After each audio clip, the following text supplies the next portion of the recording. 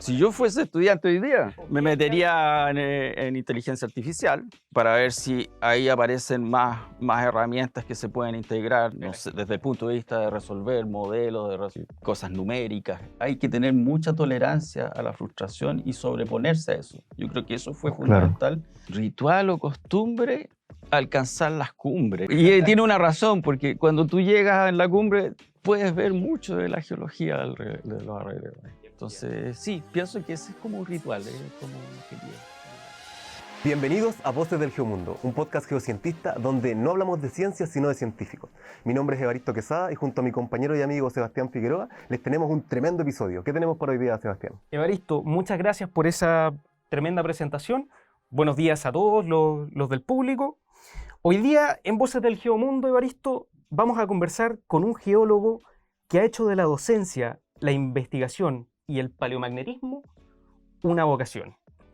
Geólogo y magíster en geología de la Universidad de Chile, doctor en geología de la University of Otago en Nueva Zelanda, pasó casi una década en esta universidad, donde trabajó como investigador, curador de colecciones y técnico en el laboratorio de paleomagnetismo.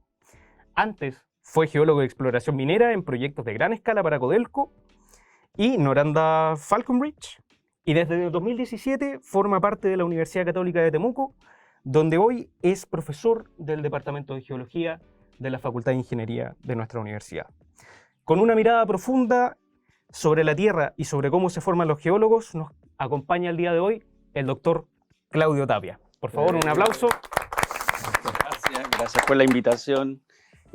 Feliz de estar aquí y contestar sus preguntas y quizás conversar de cualquier cosa, lo que a usted le interese más, ¿verdad?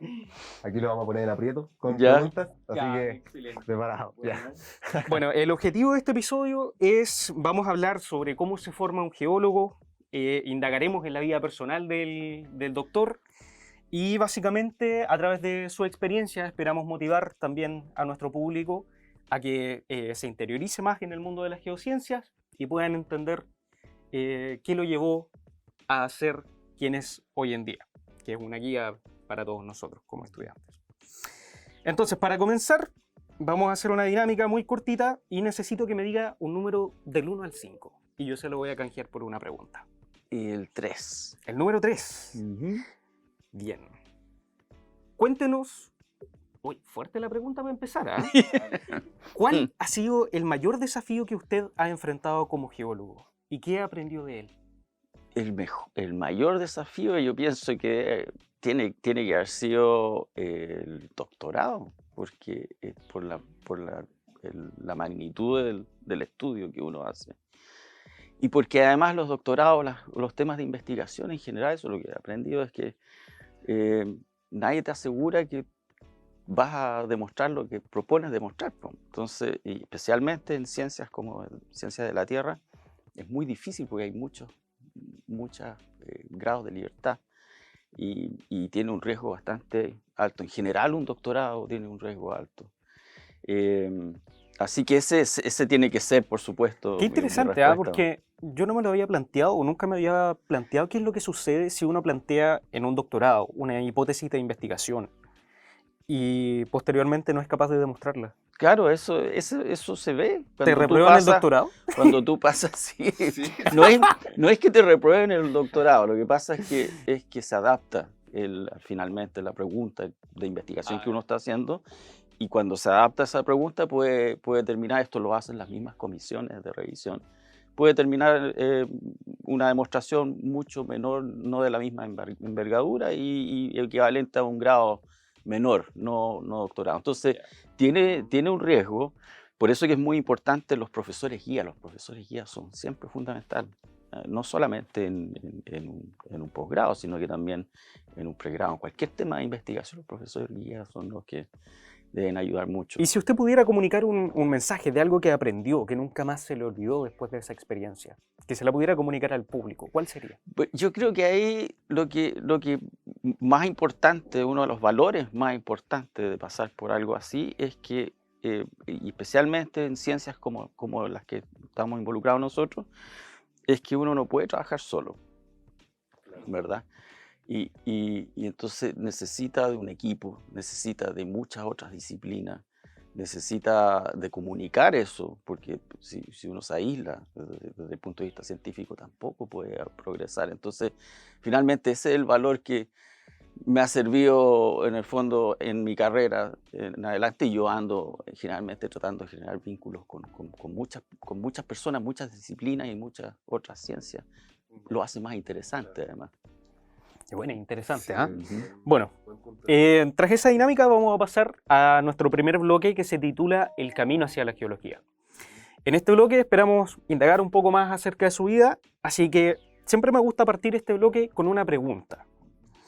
Toda persona que estudia geología tiene un momento en su trayectoria, en su vida, en el cual dijo, aquí es.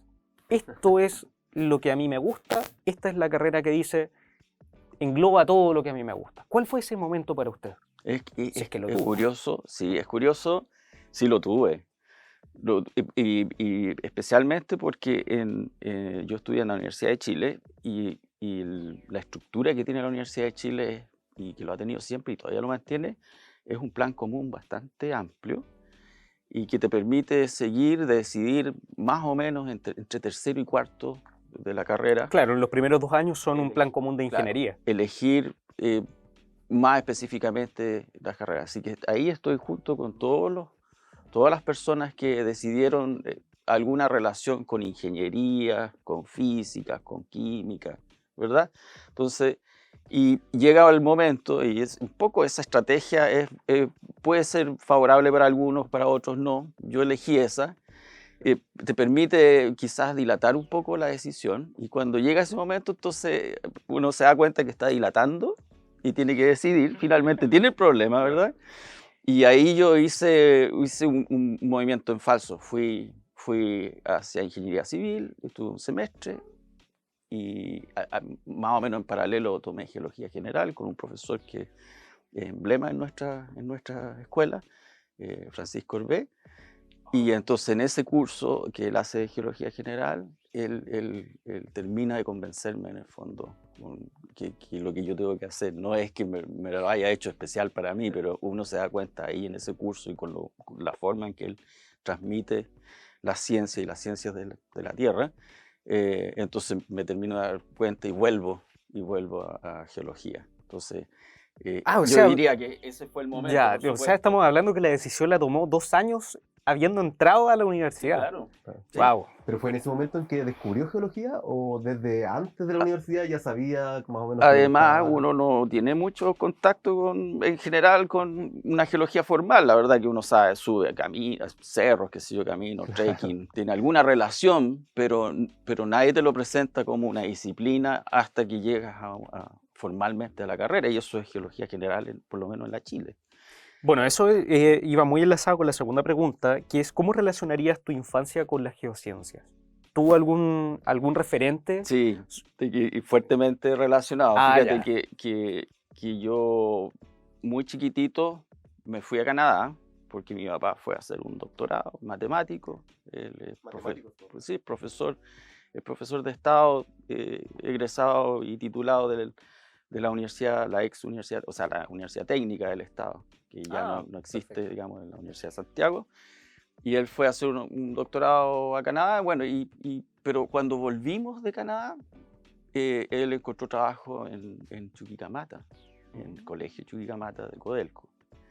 Entonces, esos años, tuvimos 6 años en Chuquicamata, mientras era profesor, yo iba al colegio, qué sé yo, y mi relación con el entorno tiene mucho que ver donde vivíamos. Entonces, yo desde haber sido entre los 8 y los 14 años, más o menos. Entonces, súper fuerte, porque ahí tú estás creciendo, ¿verdad? Claro. Y realmente era como un patio gigante. Después del colegio salíamos, qué sé yo, estaba todo el día arriba del cerro, en bicicleta, subiendo, bajando. Y caminabas un poco, te encontrabas una roca con mineralización de cobre. O sea, era bastante impactante. Fíjate que visualmente. inconscientemente había harta relación con la geología ahí. Sí. Muy interesante. Sí. Oiga, ¿de dónde viene usted? ¿Cuál es su ciudad natal? Yo soy de Santiago. Ya, santiaguino. Sí. Y después se cambió a los 8 años. de Bueno, se cero, fue a Canadá. ¿verdad? A Canadá los primeros 8 años. Entonces tengo facilidad con el inglés porque crecí los primeros años habla inglesa.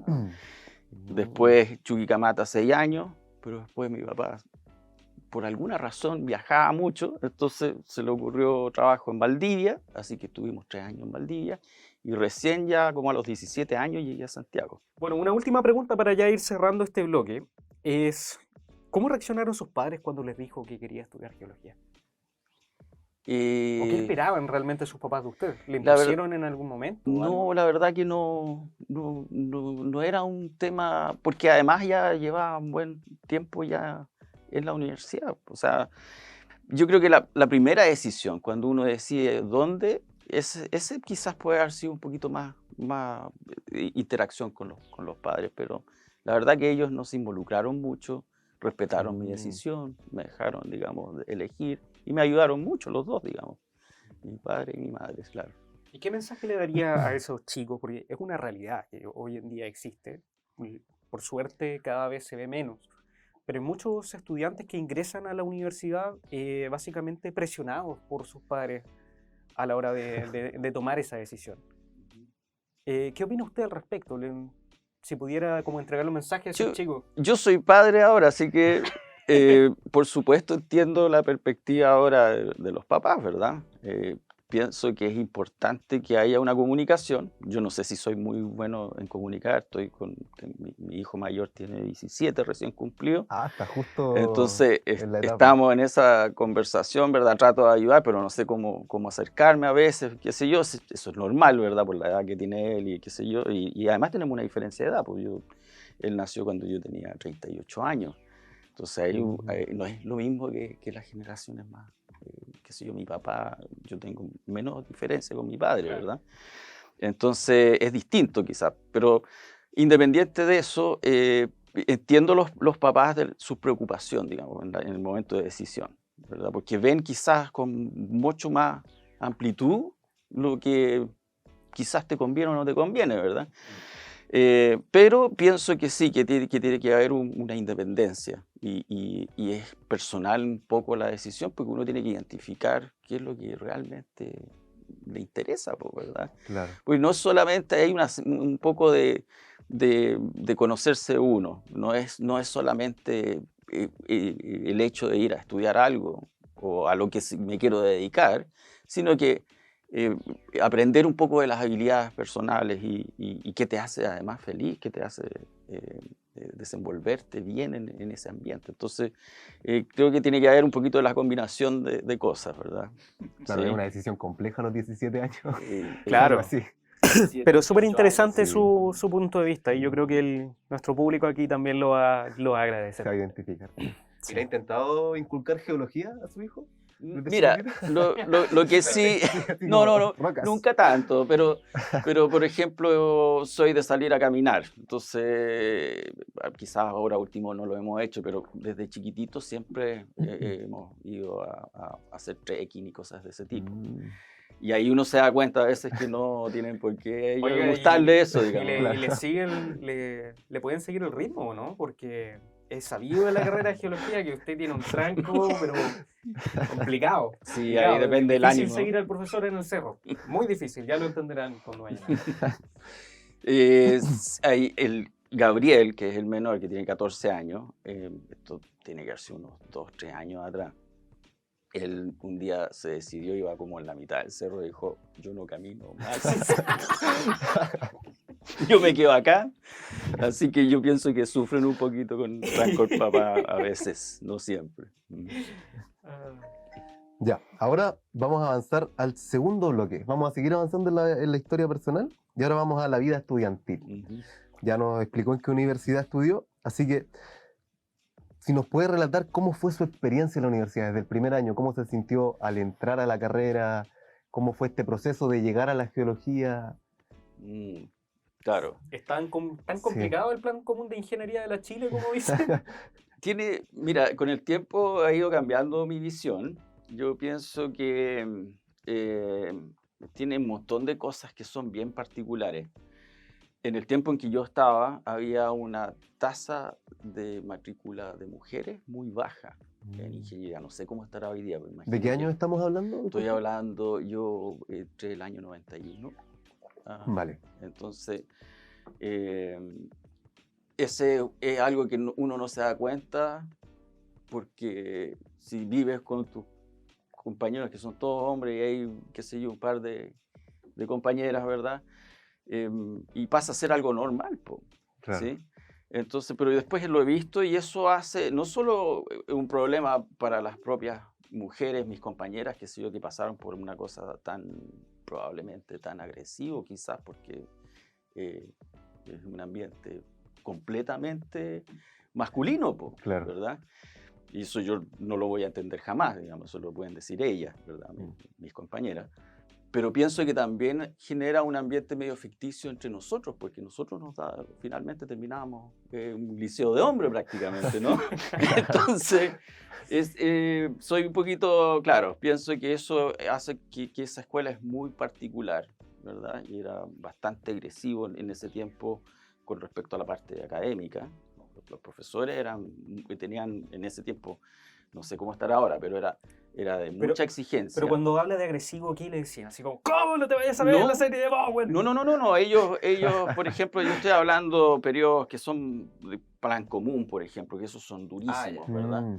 Después, cuando tú llegas a la carrera de geología, ya es más familiar, ¿sí? Porque ahí es más reducido. En ese tiempo eran cursos chicos y los profesores eran más ligados cercanos, ¿verdad? Y salida de terreno, así que ahí se cambió un poquito el estilo, pero la parte que es más masiva era bastante agresivo, y no era que ellos te trataran mal, sino que la exigencia era tan alta y había un poquito de insensibilidad con respecto a eso. Eso se ve siempre en la universidad en todo caso. Entonces, yo creo que han ido cambiando esto en general, y globalmente va más hacia que los cursos sean un poquito más herramientas para que los chicos puedan aprender, etcétera. Esas son las tendencias, modelos de educación, etcétera, ese tipo de cosas.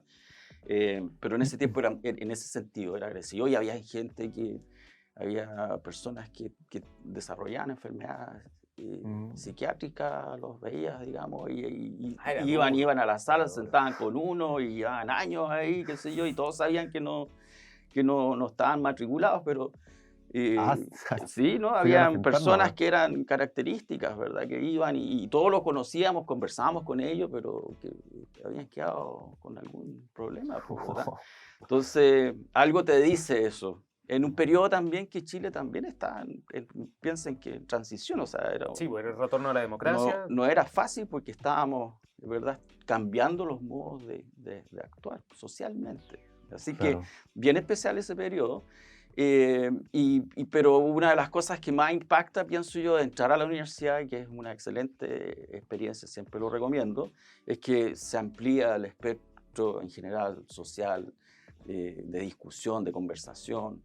Es bastante democrático en ese sentido, o sea, de cualquier tema, no solamente político, el que tú te sientas con la libertad de conversar y pensar libremente, eso se encuentra en una universidad, y eso tiene un valor muy grande, además. Sí. Interesante. Claro. En general diría entonces que fue como una buena experiencia entrar a la universidad, sí, no fue como... De todas maneras, por supuesto. No fue algo incómodo. Crecimiento importante como persona, claro. Y a la fuerza. Y a la fuerza. Ya.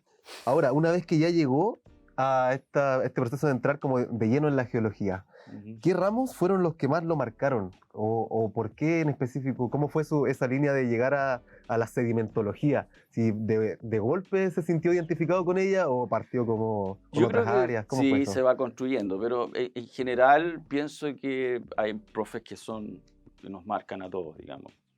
Francisco Hervé es uno. Y él está... Un saludo a mi profesor querido, que la verdad que lo admiramos tanto, y le agradezco abiertamente, digamos, todo lo que me enseñó y me ayudó, además, posterior. Él además está tremendamente ligado con Antártica, así que yo llego a temas de Antártica porque él me pone en contacto con Gary, quien fue mi profesor guía.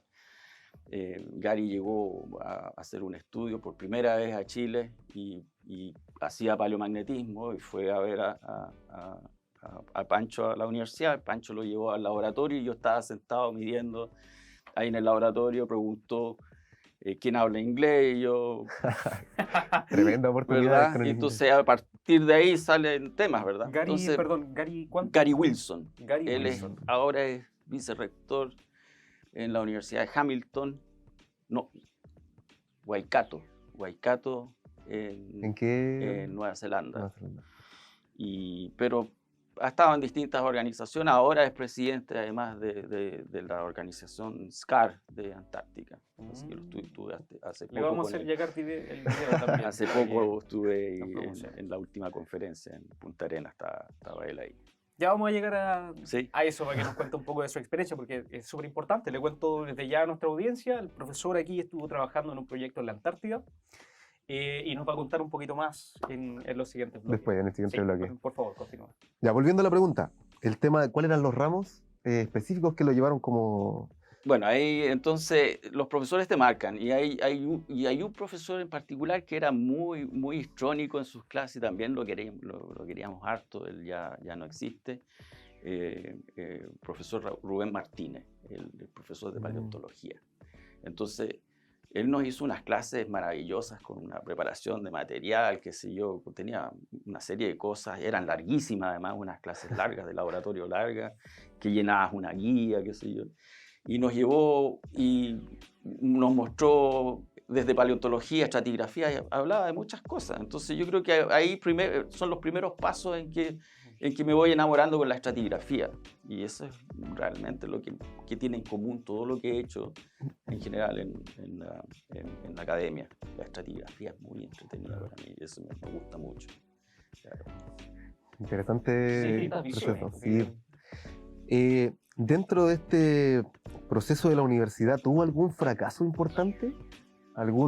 ¿Se echó algún ramo, alguna prueba que lo haya frustrado mucho? Bueno, yo debo decir que no era de los más brillantes en la universidad, entonces me costó mucho pasar los ramos de matemática, física, ¿verdad? Esos ramos en general eran muy difíciles, así que sí, tuve varios fracasos con los ramos a lo largo de la... ¿Y cómo fue lidiar con ese fracaso? Porque en general, a nosotros los estudiantes, el primer ramo que uno se echa reprueba es como impactante, como que uno se siente que no sirve para esto. Se te cae el mundo. Sí. O sea, frustración, uno ¿verdad? No sabe muy bien Entonces, cómo afrontarlo. yo creo tiene más que ver cómo yo enfrenté esas cosas, tiene que ver porque cuando entre los 14, yo diría 13, 14 y los 16 jugué tenis. Nada que ver, pero el tenis tiene mucho que ver con la tolerancia al fracaso, porque es muy difícil darle dirección a esa pelota y cuando están y juegan cada vez mejor, más nivel, la pelota es muy rápida. Yo ya no juego porque no veo, la verdad, pero es muy rápida esa pelota. Entonces, yo diría, y hay palabras de Roger Federer que apunta a eso, que la cantidad de puntos que juegan no llegan al 50% de ganar el mejor de los jugadores, el 50% de puntos. Entonces hay que tener mucha tolerancia a la frustración y sobreponerse a eso. Yo creo que eso fue fundamental para enfrentar esos fracasos que tienen que ver con los ramos u otros tipos de fracasos, la verdad que no necesariamente. ¿Y cómo afrontó su familia eso? Porque, bueno, hay distintas dinámicas familiares. Hay algunos padres que entienden esto. Claro. Y otros padres que, o sea, es tu única responsabilidad como no estáis cumpliendo. Claro. Entonces, ¿cómo fue su familia respecto de eso? Cuando pudieron ayudar, tendieron el apoyo. En el fondo, mi papá es profesor, así que el más duro probablemente de esas sensaciones de fracaso fue el primer año en ingeniería, porque era anual en ese tiempo, ahora creo que es semestral. Entonces, si tú pasabas, ya hay otro año. Claro. Y él me apoyó al final del año, cuando le pedí ayuda, y me reforzó un montón de materia, y logré algunas de las metas, que era sacar ciertas notas que tenía conversado con un profesor para que me permitiera repetir, qué sé yo, algunos ramos, ¿verdad? y así sobrevivir y no me echaran, qué sé yo, ese primer año ahí te podían echar, además, por si tú no generabas el promedio que te estaban pidiendo, entonces te iba de la carrera. Y tengo unos compañeros que se fueron, dieron la prueba y entraron de nuevo. Así de bravo era, ¿verdad? Pero yo logré repetir y después me fue bien el siguiente año. Ese primer año lo repetí y lo pasé muy bien. Pero mi papá me ayudó en los ramos de matemáticas. Y mi madre, por otro lado, no era desde el punto de vista académico. Entonces, era más el apoyo que te daba en la casa, ¿verdad? El mantener, qué sé yo, siempre un ambiente en que yo llegaba ahí, podía llegar con mis compañeros, tú sabes, con compañeros de la universidad. Sí. ¿Vivió con sus papás durante su tiempo? No. Sí, porque estábamos en Santiago, claro. Así que no había ninguna posibilidad. Al final de la carrera, sí, yo diría que los últimos 2 años, entonces entre que trabajaba y me fui a vivir con compañeros, digamos. Pero eso fue más al final. Buena experiencia, igual uno aprende cosas distintas cuando se va de la casa de los padres. Sí. Ya, para finalizar este bloque de la universidad, me gustaría que nos contara alguna anécdota entretenida que le haya pasado en un terreno durante su etapa de estudio. A ver, esa es buena pregunta. ¿Se recuerda algo? Una anécdota. Mira, hay una, no es tan bonita porque la verdad que en ese tiempo en geología en la Universidad de Chile, bueno, siempre estas cosas ocurren en las universidades, pero había pocos recursos. Los cursos no eran tan masivos como hoy día. Entonces los profesores no habían, por ejemplo, posgrado, no había un doctorado, un programa de doctorado en esa época. Eso parte a finales de los 90. Así que me imagino que si tenían proyectos y con eso trataban de financiar, ahora ya con más experiencia de cómo se manejan las finanzas en las universidades. Y en el curso de Geología Campo 2, al final, pasó un problema que no supimos si era por financiamiento, seguramente recursos, porque nos llevan a un terreno que era hacia el norte, con un profe que vivía por ahí, por Salamanca. Y entonces, pero estaban comprometidas las camionetas. Entonces nos dejaron ahí y se fueron las camionetas y nos quedamos sin vehículos. Entonces tuvimos un par de haber sido como un día y medio, algo así, en que no podíamos hacer nada porque los puntos que teníamos que recorrer eran muy lejos, po. Y el profe tenía su autito y trataba de repartir, ¿verdad? Pero mientras él organizaba como podía, nosotros nos dedicamos a comprar helado, a buscar el río, nos pusimos los trajes de baño, piqueros, qué sé yo, era como una entre comillas, vacaciones. Claro. Bueno, así que estuvo muy entretenido, o sea, salieron muchos chistes con eso. ¿Cuántos estudiantes eran? Este curso debe haber sido cerca de 20, quizá un poquito menos. Ya ahí estaba comenzando a cambiar los números, pero en general máximo 20. No había más. Poco comparado hoy en día con claro, de 30, 40, hasta 50 personas. Sí, ahora es descontrolado, ¿no? Claro. Sí, buena. Bueno, dando cierre a ese bloque, vamos a pasar al siguiente, que este bloque se llama La geología más allá de la academia. Entonces, básicamente vamos a tratar el tema sobre las diversas áreas de la geología y su historia ya profesional. Entonces, para esto, me gustaría hacer una pequeña como reconstrucción, una línea temporal. Usted entra en el 91 a estudiar con el Plan Común de Ingeniería, ¿cierto? Lo termina, no vamos a especificar cuántos años se demoró en eso, pero entra a estudiar geología, ¿cierto? ¿Termina la carrera en qué año? Yo terminé el curso en el año 98. De hacer curso y ahí comencé a hacer la tesis de magíster, que en ese tiempo, no sé cómo es ahora, pero uno era la de título, pero era homologado a magíster. Entonces era más larga, perfecto. Era en un contexto de un estudio más amplio. Sacaba el título y el magíster con la misma tesis. Inmediatamente. Entonces, en el 98 usted termina sus ramos y comienza a trabajar en este proyecto. ¿Cuándo se va a Nueva Zelanda entonces? Eso tiene que haber sido... A ver, es que fue un proceso, pero el 2004 fui como asistente de investigación por 6 meses. Entonces ahí, primero para dibujar la tesis, el proyecto. 2004, en ese entonces usted ya estaba titulado. Ya había Estaba terminado. titulado, tenía todo. ¿Y qué más?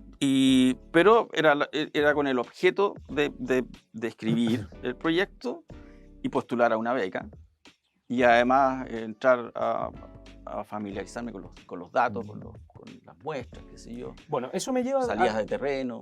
Eso me lleva a la primera pregunta, que es, ¿cómo fue su primera experiencia buscando un trabajo? O sea, Porque me está diciendo que salió de la universidad, ¿cierto? Y se va inmediatamente A a ver, Nueva Zelanda, ¿o trabaja primero no, como... tuve un periodo piensa que yo comencé a trabajar al final de la carrera también. O sea, los primeros trabajos eran como de asesoría, qué sé yo, que tenían relación con geología.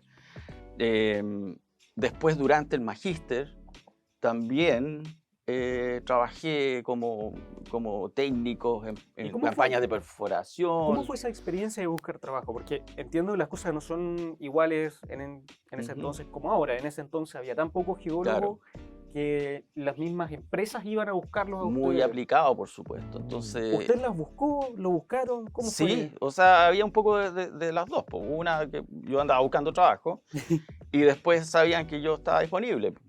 Claro. Entonces, por ejemplo, había una empresa consultora vial y necesitaban hacer un estudio de una ruta, por ejemplo, esto sería Tocopilla, Iquique, por la costa. ¿Ya?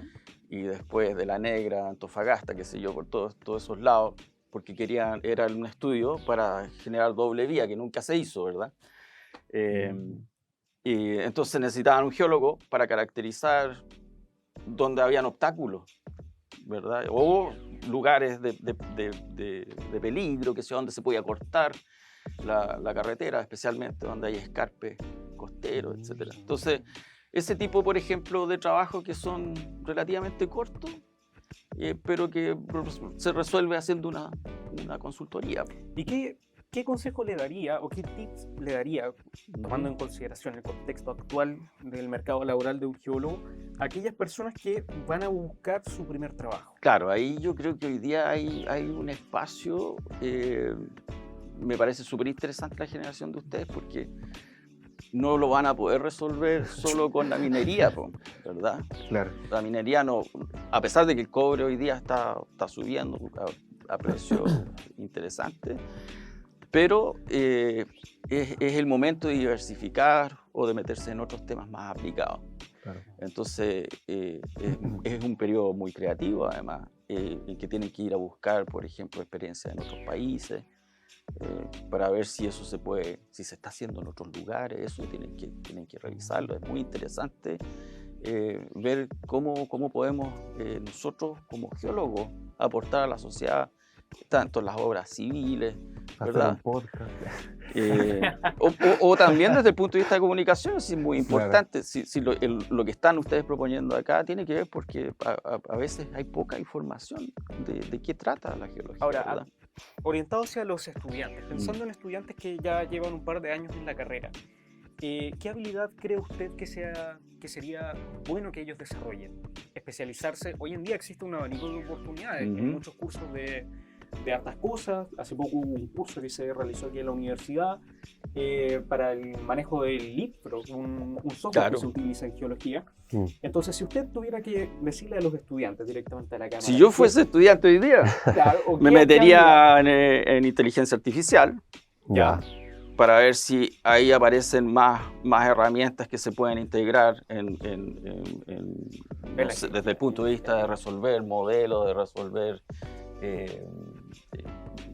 cosas numéricas, etcétera, que pueden ser soluciones relacionadas a las cosas más aplicadas, qué sé yo, obras civiles, caminos. Además, si hay más frecuencia, en ciertos sectores vamos a tener cambios que tienen que ver más con cosas, la transición climática que estamos viviendo, ¿verdad? Entonces, seguro que vamos a tener más eventos catastróficos, ¿verdad? de lluvia y ese tipo de cosas. Así que todo se tiene que revisar de cierta forma por la adaptación. No solo porque es el tema que me interesa, sino que creo que desde el punto de vista de ingeniería es importante que estemos presentes los geólogos. Y las habilidades blandas, un tema que se toca mucho últimamente y que es muy valorado por las empresas hoy en día. Uh-huh. ¿Usted siente que la universidad o que la carrera está haciendo un buen desarrollo con los estudiantes? ¿Cómo podrían los estudiantes mejorar en ese aspecto? ¿Habilidades blandas? ¿A qué te refieres con eso más específico? No, a grandes rasgos en general.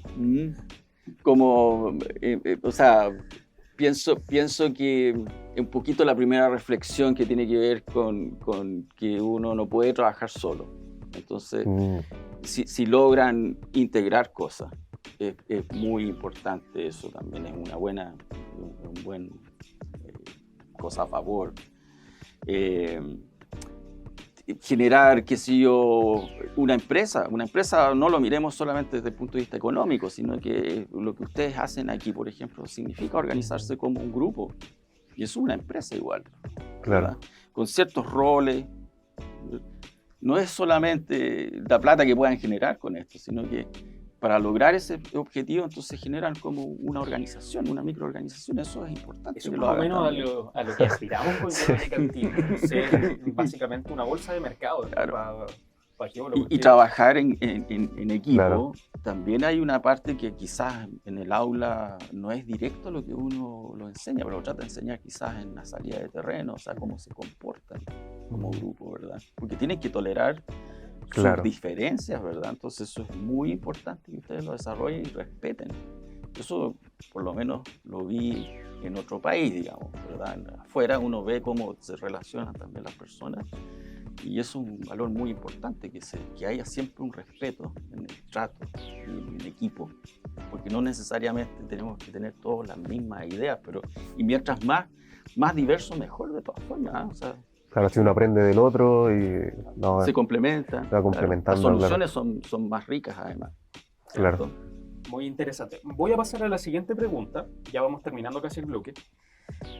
¿Cuál es el trabajo o la etapa de su vida a la que le gustaría volver? ¿Por qué? Profunda la pregunta. ¿Trabajo o etapa que me gustaría volver? Sí. Es que yo toda la etapa la viví a fondo, así que no le gustaría. La agoté.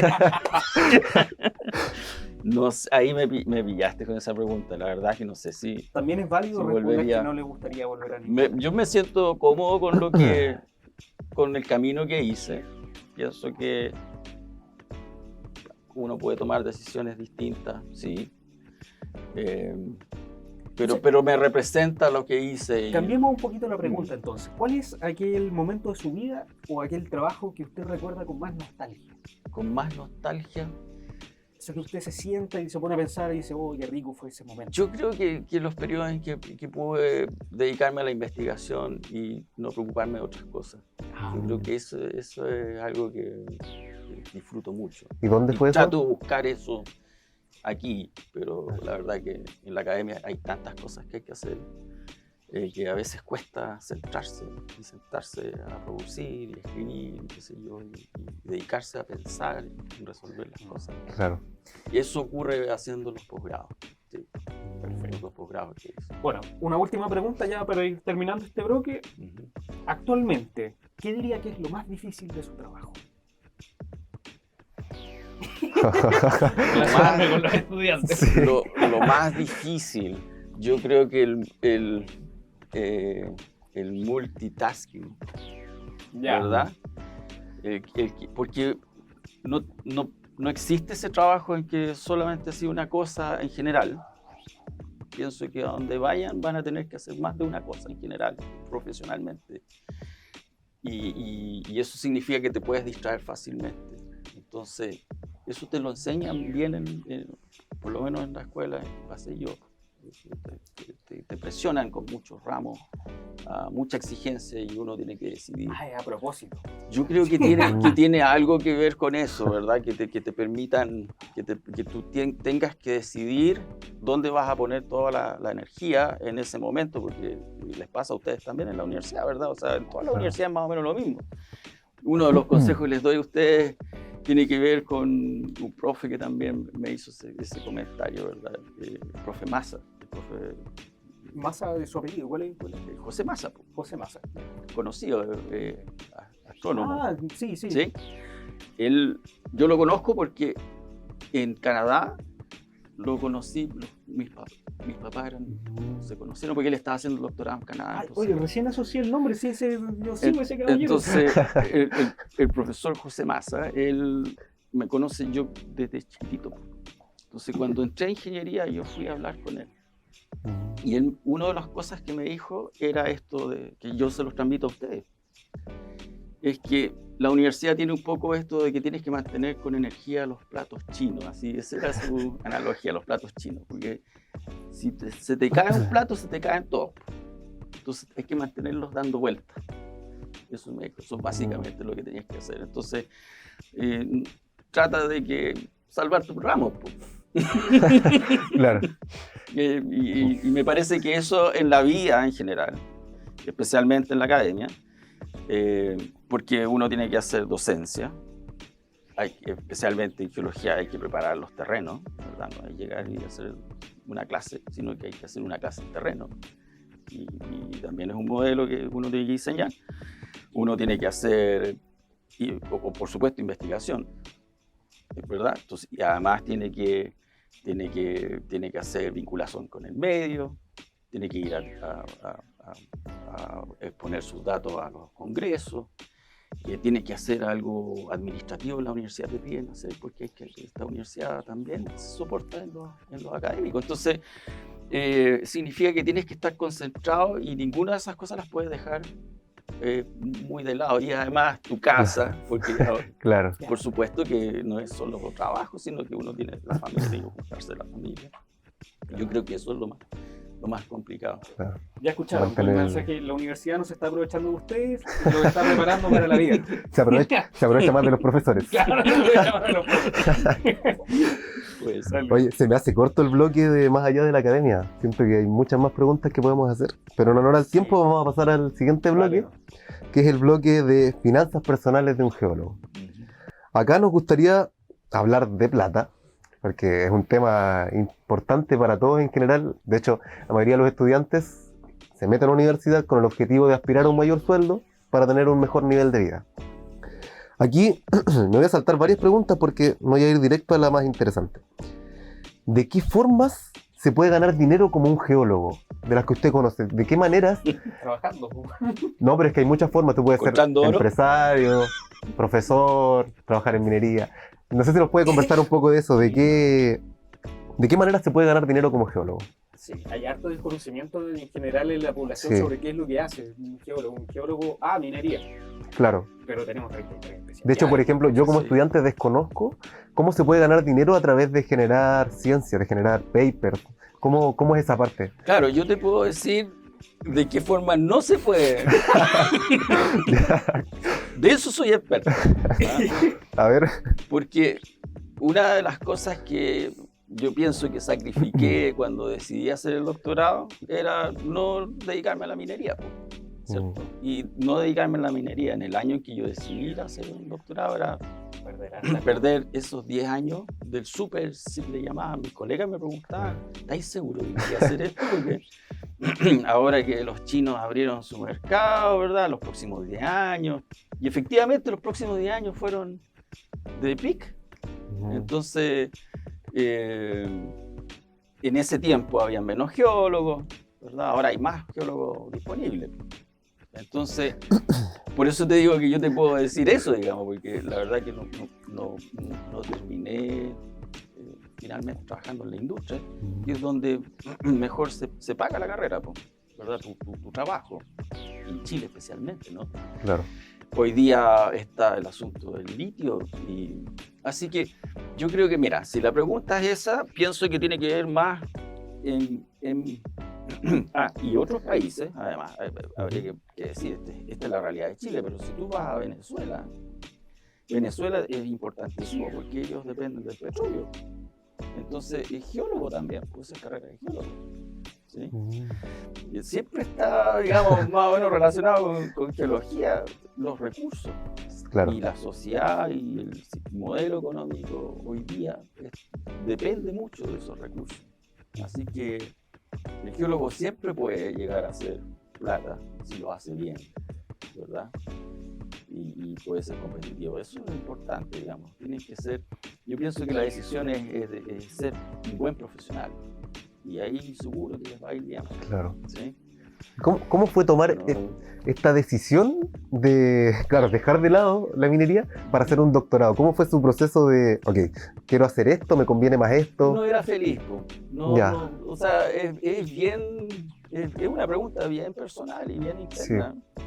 Sí. Y al punto de que soy capaz de sacrificar millones. Claro, podría haber ganado mucho más plata, ¿verdad? Claro. Entonces no me sentía cómodo, la verdad, que trabajando. No lo estoy mirando en menos, pienso que tiene cosas científicas muy interesantes también. O sea, la industria, no porque es industria, es menos científica, ¿no? Y, al contrario, yo vi que sí, se hacía estratigrafía en un intrusivo, y eso se los comento en las clases también, porque cuando ordenan las vetillas, ¿verdad? Y todo ese tipo de cosas, y las vetillas que están en la mineralización, eso en el fondo son eventos, lo ordenan en el tiempo, ¿verdad? Así que le puedes dar un ángulo, pero en general el modelamiento de estos cuerpos puede ser muy entretenido y puede ser muy interesante desde el punto de vista científico. Pero no es descabellado lo que usted plantea, porque demuestra una vocación por estar ahí donde, por decirlo de alguna forma, las papas queman. O sea, estar ahí en la barrera del conocimiento, que es una vocación y algo que, por lo menos a mí como geólogo, es algo que también me interesa. También obviamente me trae el rédito económico que las cosas pueden traer. Me considero un coleccionista de experiencias. A mí me gustaría hacer de todo en la vida.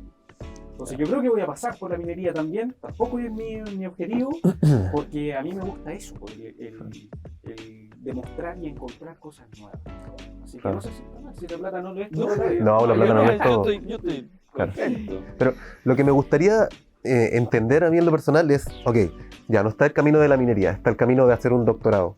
¿Cómo se sustenta económicamente ese camino? ¿Cómo se va generando dinero a través de la ciencia? Claro. ¿Cómo funciona eso? Hay un periodo, cuando tú haces un doctorado, es bien riesgoso porque tiene un tiempo limitante. Ya les hablé que el tema podría también incluso caerse. Pero, y ese periodo está financiado con becas. Ya. ¿Sí? Y además el estudio tiene que estar relacionado, anidado con fondos que se generan en las universidades. Y son los profesores guías, son los que tienen que postular a estos fondos. Y aquí es ANIM, que son fondos de Fondesit, qué sé yo, y que te permite hacer las cosas más costosas, ir a terreno, datar algo, etcétera, los trabajos de laboratorio. Y entonces en ese periodo, la verdad que no es que tú hagas plata, digamos, o sea, tú tienes que lograr el objetivo en ese periodo y tienes un tiempo limitado y si no, se puede ir a las pailas. Y después, en el fondo, lo que tú tienes que tratar de mantener, si estás en la academia, es mantener una línea de investigación, seguir haciendo investigación, y eso en otros países como Europa y aquí también se llaman postdoctorado. Entonces eso no es para alcanzar un grado académico, sino que es para tratar de seguir desarrollando estas líneas más profundamente, lo que te hace competitivo como un académico. Y si logras después de eso, y a veces en Europa tienen un tiempo limitado para reedición de postdoctorado, o sea, puedes ser hasta 10 años en algunos países como Alemania, etcétera, que puedes reeditar y ganarte esos fondos para mantenerte 2 o 3 años haciendo algo, ¿verdad? Pero una vez que llegaste a ese punto y no te han contratado en una universidad, se acabó el juego, po. Entonces es súper riesgoso. Y además, si hay mucha gente siguiendo esa línea, hay mucha competencia. Y las universidades son puestos que son permanentes. Entonces, en realidad, los profesores se tienen que prácticamente jubilar para crearse el espacio. Eso quiere decir que tenemos Claudio Tapia para rato. Yo, la verdad que no me pienso mover de acá, por supuesto, porque tengo la suerte de tener uno de esos cargos que son bienes pocos los que hay en el mundo. Así que yo le doy mucho valor en estar acá. Entonces, para entenderlo bien, una vez que termina el doctorado, ¿cierto? Se acaba esta beca, usted empieza a recibir un sueldo de la universidad. ¿Tú Entonces, quieres ver esa historia? Bueno, si te sí, puedo contar un poquito, como que es un para entender más o poquito menos. distinto a esta historia que te conté, que es lo que más ocurre. Ujú.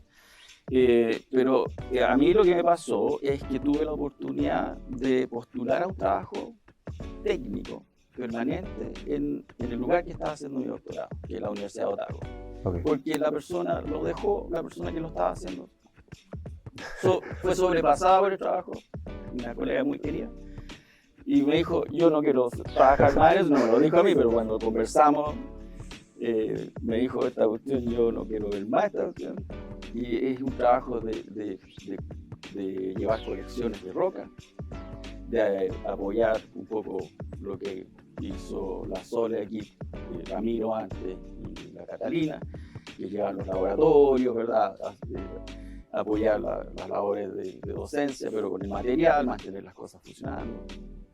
Entonces tenía esa parte, tenía la parte de llevar la colección, entonces aprendí a catalogar y generar el registro, poner los numeritos, todo ese tipo de cosas. Y bueno, y entonces al entrar a eso era un cargo permanente. Entonces eso me permitió, por ejemplo, resolver el problema de la visa.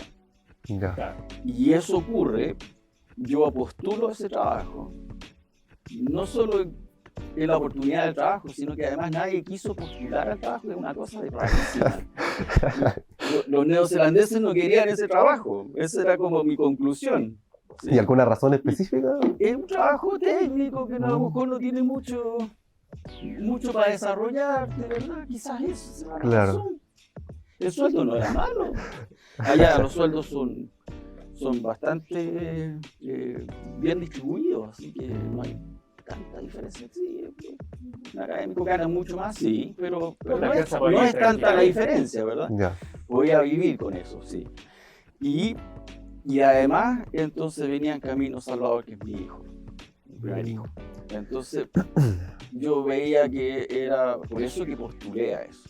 Y además busqué la beca, si la beca me lo permitía, entonces entonces trabajé. Generalmente cada uno de el magíster y el doctorado casi siempre estuve trabajando al mismo tiempo que haciendo la investigación. ¿Sí? Interesante. Entonces ese camino no es normal, po. Y además lo otro que se da es que no se postuló nadie, o sea, no es una prioridad en un país internacional contratar a alguien que es de afuera, po. ¿Sí? Claro. Ellos les dan prioridad a la gente que vive ahí. Y si yo tengo una beca de estudiante, no me iban a contratar a mí, pero si nadie se presenta. Claro. Era la oportunidad, entonces. Son cosas de suerte que ocurren, claro. ¿sí? Así que mi ejemplo no es el más común. ¿Sí? Y pues por último, para cerrar ya el bloque, una vez que, no sé, uno quiere trabajar haciendo papers, investigando, la única forma de ganar dinero entonces es a través de postular al proyecto. ¿Y con esos fondos uno se hace un sueldo? ¿O cómo se puede vivir de esto? Claro, o sea, tú piensas en un sueldo extra. Lo pienso como dedicarse a la ciencia. Yo ya recibo un sueldo como académico en la universidad, ¿verdad? Y yo tengo, qué sé yo, permanente, me voy a jubilar acá. Creo que la pregunta va más hacia, nosotros comprendemos el camino del académico de dos formas. Tú te puedes dedicar a la investigación, donde una universidad te contrata y te paga por labores de docencia y además se te permite realizar la investigación. Y el sector privado, donde básicamente uno levanta sus propios fondos para realizar la investigación. Entonces, yo creo que la pregunta va más orientada a eso. O sea, ¿se puede realmente uno postular estos fondos y a partir de esos fondos hacerse un sueldo? Esos fondos no están disponibles. Si tú te metes a las bases, lo pueden hacer, porque son públicas. Son fondos del Estado. Estos son fondos del Estado en todos los países. ¿Ya? Así que en todos los países, y como son fondos públicos, tú puedes entrar a la página de ANID, seleccionar el concurso, bajar las bases y leerlas. Y ahí se van a dar cuenta que ponen condiciones. Y esas condiciones es porque los fondos van dirigidos a ciertas personas. Entonces, yo no creo que alguien en el sector privado pueda concursar en eso. Tiene que estar asociado a una universidad y tiene que tener ciertas horas de contrato en una universidad por sobre te piden un sobre, no sé cuántas horas, 40 horas o algo así, o más de 20 horas trabajando con contratos en esa universidad. Entonces, eso es lo que hay que revisar, porque no es tan abierto, lo modifica también, a veces lo modifica, pero no es que esté abierto al sector privado. Pero es que eso lo que yo no terminaba de entender era que, ya, ok, se trabaja como docente, se tiene un sueldo, y las investigaciones también aportan económicamente o se hacen como por amor al arte. Esa era como... Hay una parte que porque se considera que tú dedicas tiempo, ¿verdad? Claro. De tu trabajo personal a hacer investigación, y hay una cantidad de plata que tú la puedes distribuir entre todos los investigadores que están asociados. Entiendo. Y ahí, bueno, hay distintos estilos, hay algunos que se quedan con todo, otros que lo reparten, pero Claro. eso es una conversación con el grupo, ¿verdad? Ya. Entonces, si yo invito a Sebastián a trabajar en mi proyecto, que es académico aquí, ¿verdad? Y necesito que haga una parte, yo voy a hacer paleomagnetismo, él va a hacer la estratigrafía, pero que lo haga él o el paleontólogo. Entonces ahí cuando yo lo invito le digo, mira, si nos ganamos el proyecto, entonces nos repartimos este fondo que en el fondo es el tiempo de dedicación. Y eso depende de ese grupo, cómo lo acuerdan. Hay otros que tienen distintas formas de enfrentar eso, porque otros dicen, el que se lo gana se queda con la plata, pero entonces tú postulas al tuyo, Claro. y cuando te gané el tuyo tú te quedas con la plata y cada uno se queda, y entonces es distinto, pero es otro acuerdo en el fondo. Ya. ¿Sí? Si no, la otra sería descubrir algo trascendental y que te gané el Y no Nobel. podéis tener más de uno, además. Si yo me gano ok. un Fondesit, no puedo tener 2 o 3 Fondesit. Entonces no me voy a hacer nunca rico con esa. Claro, o sea, sí o sí es algo complementario, sí o sí Claro, algo es complementario al complementario, sueldo, ok. y ahí tú ves cómo lo distribuyes, pero tampoco es mucho. ¿Sí? Claro. Bueno, ya vamos llegando casi al final, vamos a empezar con el último bloque, pero antes de empezar con esta dinámica, que llegamos a la sorpresa, quería preguntarle, que se nos quedó ahí en el tintero, que nos cuente un poco sobre la investigación que realizó en la Antártida. Yo creo que es un tema súper interesante que a nuestra audiencia le gustaría conocer. Para más detalles le preguntan ahí en las clases, nomás. O le mandan un Claro. correo, aquí apuntamos el correo del profesor. Pero cuéntenos a grandes rasgos cómo surge este proyecto, Sí. qué es lo que estaba haciendo y en qué está actualmente. Es importante aclarar, este proyecto se genera en colaboración, me pidieron ayuda, ¿verdad? Lo vinieron a buscar. No, pero no es así, no lo planteé así. Mira, lo que pasa es que cuando yo hice el doctorado con el profesor Gary Wilson en el laboratorio de Nueva Zelanda, al mismo tiempo había otro estudiante de doctorado, y entre ellos mi colega Bethany Fox, que está entre universidades en este momento, no sé dónde está ahora, pero se cambió de universidad. Es inglesa, entonces está en Inglaterra. Y llegó a una escuela, esto cuando me llamaron fue porque a partir de Gary y ella tenía un estudiante de doctorado. Entonces se había ganado un fondo para hacer el doctorado en Antártica, pero por el lado de la península, por el lado donde está Chile. ¿Ya? Y el tema de investigación tiene que ver con la formación Cabo Melville, y ahí hay una secuencia glaciomarina. Es uno de los únicos lugares donde está el límite oligoceno-mioceno, pero sobre el nivel del mar, pues lo tenía expuesto como roca. Y si vais por el lado de Nueva Zelanda, tuvieron que perforar para llegar y cruzar el oligoceno-mioceno, pues, ¿ya? Entonces, estaba ahí, lo han estudiado los polacos, lo han estudiado los ingleses, porque está en la península, una zona donde hay muchos países interesados además.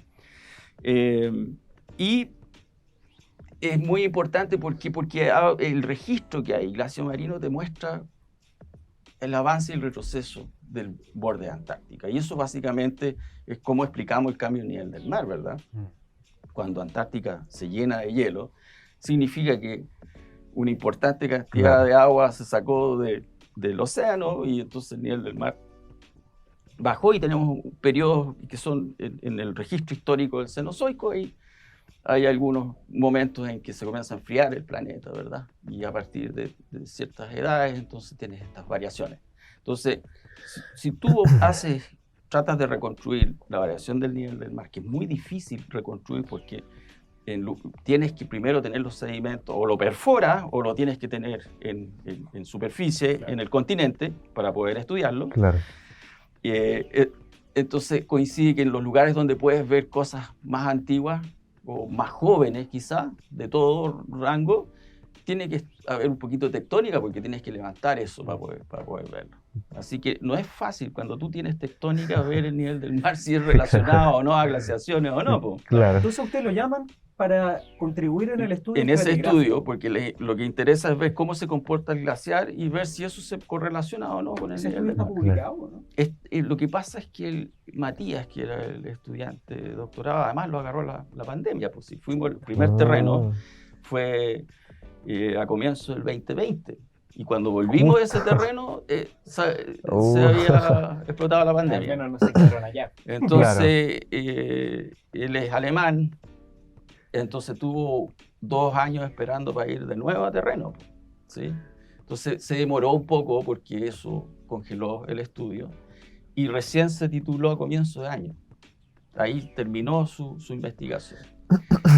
Y entonces por eso que yo también decidí ya comenzar a sacar un poco la parte que hice yo, porque yo hice un poquito más de la estratigrafía secuencial. Ustedes saben que yo me dedico a mirar ese tipo de cosas. Yasmín, que fue como estudiante, se tituló también el año pasado. Va a estar en la ceremonia. Entonces ella cumplió alguna parte de ese rol y entonces recién vamos a comenzar a publicar. No están publicados. No, eso no se ha terminado. No se ha terminado. Eso lo tiene que decidir Matías porque es su investigación. O sea, yo respeto esos tiempos porque él es el doctorante y ya se doctoró además. Él hizo la magnetoestratigrafía, hizo un montón de cosas. ¿Sí? Y en uno de esos terrenos, entonces, y eso está en revisión en este momento, pero va a salir pronto. Uno fue como parte del equipo un colega chileno, el Joaquín Bastía, y él hace estratigrafía antártica bien profunda. Yo diría que uno de los chilenos que mejor se maneja hoy día en Antártica en cuanto a estudios, ¿verdad? Trabaja datando con circones, ¿verdad? Y ve toda la evolución tectónica que hay ahí. Súper interesante lo que está desarrollando él, pero él fue en uno de esos terrenos y pudo datar una de las tefras y eso ayudó un montón para el modelo de edad. Y además tuvo la suerte de encontrar una hojita de notofagus metido en una de las capas. Entonces, que también es bien importante porque creo que es el registro más joven que hay de notofagus en ese sector. Entonces, eso está a punto de salir publicado en Nature, porque es súper importante como dato. Un spoiler. Y claro, yo, bueno, ahí yo voy de último en la lista porque la verdad que es un trabajo paleontológico y aporté un poco en la estratigrafía, pero sería poco en realidad para ese artículo, pero tengo la suerte de estar en el grupo, ¿verdad? Ya, sí. Qué bueno. Bueno, muchas gracias por compartir esa experiencia. Vamos a partir.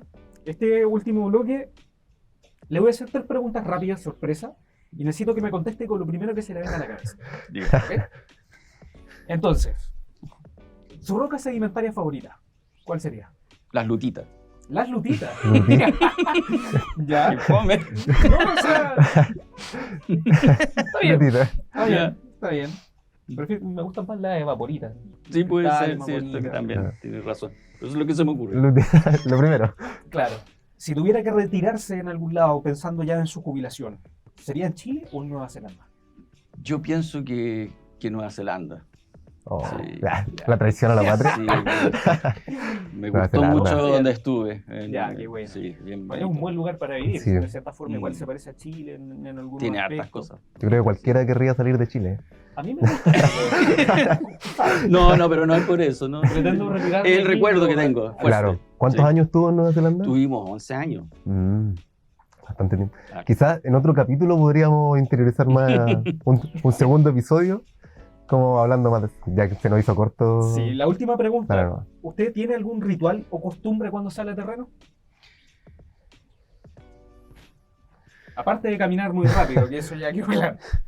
Ritual o costumbre, alcanzar las cumbres. Yo diría que ese me gusta mucho. Está el porque y tiene una razón, porque cuando tú llegas en la cumbre puedes ver mucho de la geología de los alrededores. Entonces, sí, pienso que ese es como un ritual, es como un objetivo, llegar a la cumbre, o lo más cerca de la cumbre. Perfecto.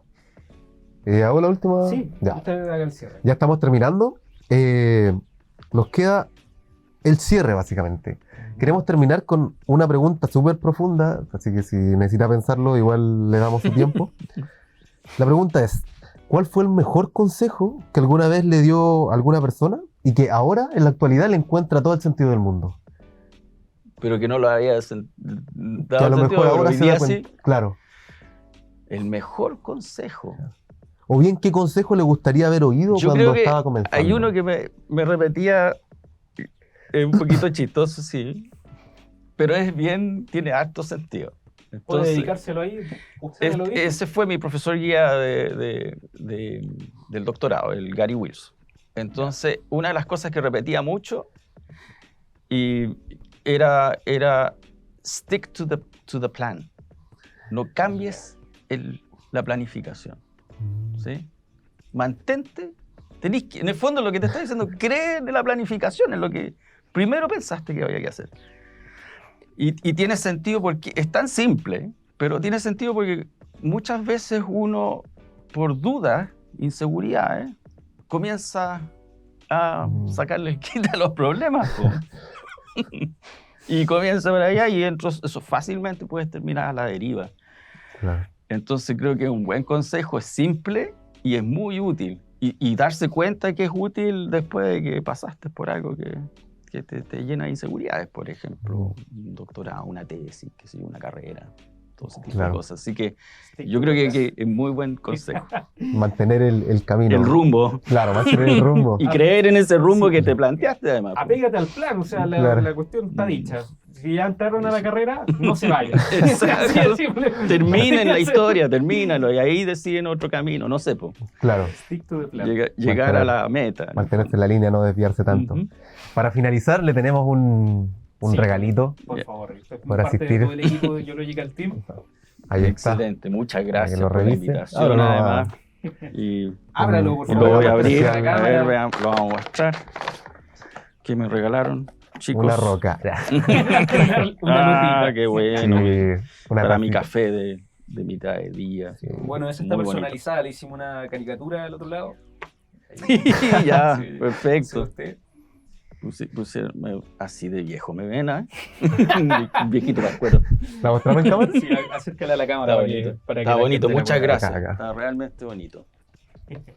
A ver si se ve. Los felicito por Poquito. su iniciativa de hacer esto, además. Muy, muy buena idea. Ahí estamos. De verdad, bueno, Ahí está esa era su la idea, tacita. que pasara un buen momento, un momento agradable, que pudiera recordar un poco sus andanzas, reconstruir un poco su historia, Y que siempre es bueno y trae alegría al cuerpo. Así que esto es todo por hoy. Muchas gracias por quedarse hasta el final y nos vemos en la próxima con un nuevo invitado. Aquí se despide Geological Team. Muchas gracias. gracias.